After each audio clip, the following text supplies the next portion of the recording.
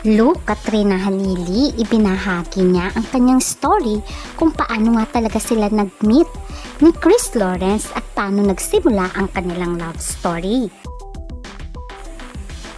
Ikinuwento din ni Kat kung paano unti-unting lumalambot ang puso niya kay Chris Lawrence at kung may second chance pa sa kanilang dalawa. Ating alamin.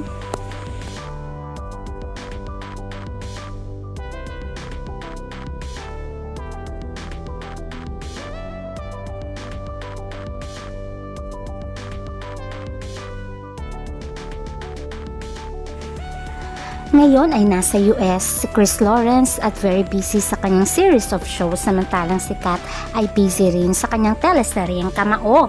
Pero ang maganda ay pareho silang na-bless ng awards kung saan ay talagang maraming blessing ang dumarating ngayon sa KKK family. Pero ibinahagi rin ni Kat kung paano nga ba nagsimula ang kanilang love story. Panoorin. Pag pinakilala mo kasi ako sa mga new person, I'm not madaldal talaga. Hindi ako madaldal. Pag una tayong nag-meet, di talaga ako magsasalita, day. Kailangan mo kong kasama ng isang buwan sa taping bago kita kakausapin. Diba? Pero pag nagsalita naman ako, good luck na lang sa'yo kung makapagsalita ka pa. Diba? Matagal ako komportable. Matagal. Medyo loading.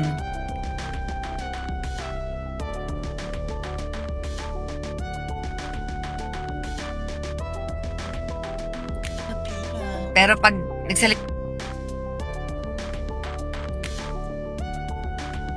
paano po kayo naging close si Mr. B? Yun nga, nung 2020, 2000 pala, 2008, syempre, as a singer tayo, nag-concert ako sa US. 2 months ba yun? Hindi ko alam kung 2 months o 1 month. O 2, hindi naman siguro 2 weeks ba? Hindi ko matandaan. Guys, hindi ko talaga matandaan kung 2 weeks, 3 weeks, o 1 month. Tapos guest ko si Jonalyn Veray at saka si Chris. Diba, guest ko lang sila. Siyempre, ako yung star. Singer, ganun. Sino front ako na? Si Chris nga at saka si Jonalyn Veray. Diba? Singer na. Ayun. Tapos, hindi ko nga sure ko talaga kung 3 weeks, 1 month, 2 months kami magkasama. Actually, may boyfriend pa ako noon. Kakilala kami ni Mr. B. Tapos wala, katuwaan lang, friends lang kami. Tapos nung umuwi ako sa Pilipinas, yung boyfriend ko na yun, ay, nahuli ko na may babae palang kasama. Nag-break na kami. Pag-break na namin, si Mr. B, syempre, parang tuloy-tuloy lang yung friendship namin. Yung magandang samahan namin, ganyan, tuloy-tuloy lang. So, yun na. Ganun lang yung nangyari hanggang sa naging friends, bait-baitan, ganyan. Yun na yun. O, diba? Napakasimple lamang kung paano nagsimula ang kanilang love story. Umabot din ng 5 years ang kanilang love story until sila ay maghiwalay. After 12 years, na-rekindle ang kanilang pagsasama bilang magkaibigan at bilang co-parenting at unti-unti nang nagle-level up into something more special. Kaya naman sa sulat ni Mr. B kay Miss Kat, kung pwede pa siyang manligaw, ano kaya ang kasagutan ni Miss B o Katrina Halili? Pero base naman sa kilos ni Chris Lawrence, mukhang kinikilig ito. At tulad nga ng sinabi ni Kat, nandyan lagi si KL para sa kanila. Mapapansin naman dito na laging nandyan si KL para tulungan si Kat. Tulad nga sa interview ni Kat ay iba na nga ngayon ang sitwasyon dahil mas maalaga at mapagmahal daw si KL compared before. Tulad nga ng sinabi ni KL na one step at a time at nakailang steps na daw siya. Makikita rin dito kung gaano niya kamahal si Katrina Halili na talaga namang minamassage niya pa ito dahil nga pumupulikat ang kanyang mga paa. At kita mo naman, pinagtitimpla niya pa ito. Dahil nga hindi makalakad si Kat, siya na talaga ang kumikilos sa bahay ni Kat. At minamassage niya pa nga ang paa ni Katrina Halili. O kita mo naman, sino naman ang hindi mai-inlove muli sa ganitong klase ng lalaki?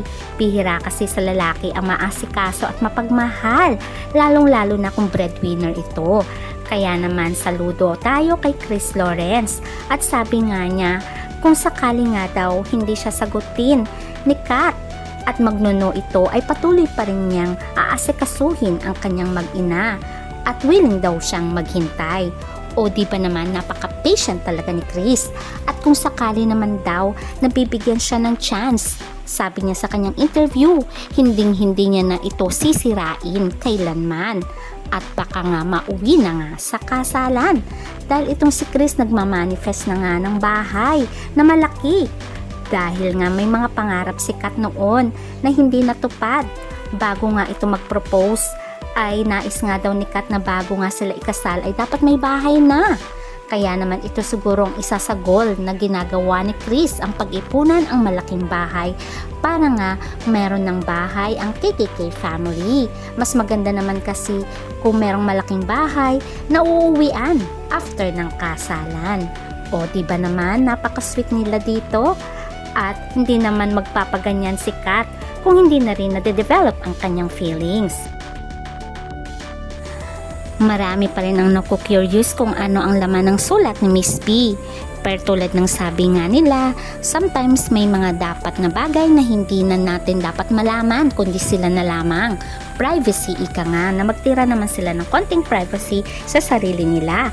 Basta ang importante ay makikita naman sa kilos at gawa at makikita naman sa kanilang mga ngiti na sila ay nagmamahalan.